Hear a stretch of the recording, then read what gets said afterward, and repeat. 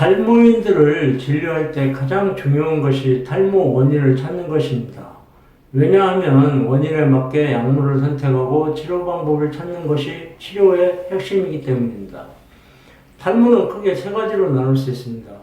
DHT 호르몬이 원인이 되는 안드로겐형 탈모, 내분비 질환, 영양결핍, 약물, 출산, 수술 등이나 스트레스 후 발생하는 휴지기 탈모, 자가 면역 질환인 원형 탈모로 크게 분류됩니다. 탈모 진단은 임상 양상과 병력을 통해 간단하게 원인을 알 수 있어 검사가 필요가 없는 경우가 대부분입니다. 그러나 탈모 진단을 위해 내원했는데 검사를 시행하지 않으면 오히려 성의가 없다고 불만을 표시하는 사람도 때로는 있습니다. 간혹 진료 의뢰서를 요구하여 종합병원으로 가는 경우도 있습니다. 일부 종합병원 경우 여러 가지 검사를 시행하는 병원이 있습니다.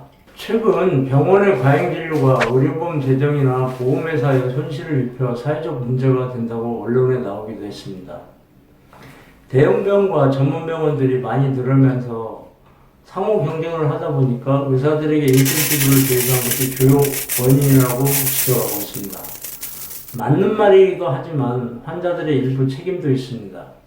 필요가 없는데도 각종 검사를 해야 직성이 풀리는 사람들이 있기 때문입니다. 탈모를 진단할 때 검사를 시행하는 가이드는 다음과 같습니다. 안드로겐형 탈모는 원칙적으로 검사가 필요 없습니다. 탈모 형태와 임상적 양상과 가족력, 팔과 다리 등의 신체 털의 분포들을 보면 탈모 원인과 탈모 진행 속도를 충분히 진단할 수 있습니다. 하지만 젊은 여성의 안드로겐형 탈모는 다낭성 난소 증후군이 의심되기 때문에 내분비 검사가 필요합니다. 휴지기 탈모는 대부분 환경적 요인이나 정신적 스트레스 후에 발생하는 일시적인 탈모로 2개월 이내 탈모가 멈추기 때문에 검사가 필요치 않습니다. 그러나 만약 2개월 이상 탈모가 진행되는 경우에는 영양결핍증이나 내분비 질환 등이 의심되기 때문에 검사를 시행하는 것이 필요합니다. 원형 탈모는 안드로겐형 탈모나 휴지기 탈모와는 전혀 다른 자가면역 질환입니다. 면역체계 이상으로 외부에서 침입한 세균이나 병원균, 바이러스 등을 공격하여 우리 몸을 보호해야 할 면역세포가 모발세포를 적으로 간주하고 공격하여 발생하는 탈모가 바로 원형 탈모입니다. 원형 탈모의 95% 이상은 자연적으로 회복되거나 스테로이드 국소 치료를 통해 모발이 회복됩니다.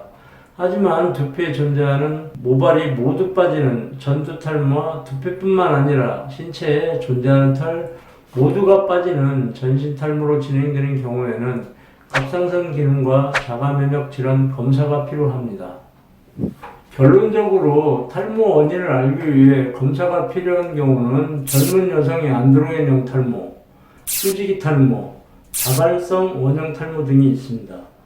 이처럼 탈모를 진료할 때 검사가 필요한 경우는 그리 많지 않습니다. 불필요한 검사는 탈모인들의 경제적 손실만 있을 뿐입니다.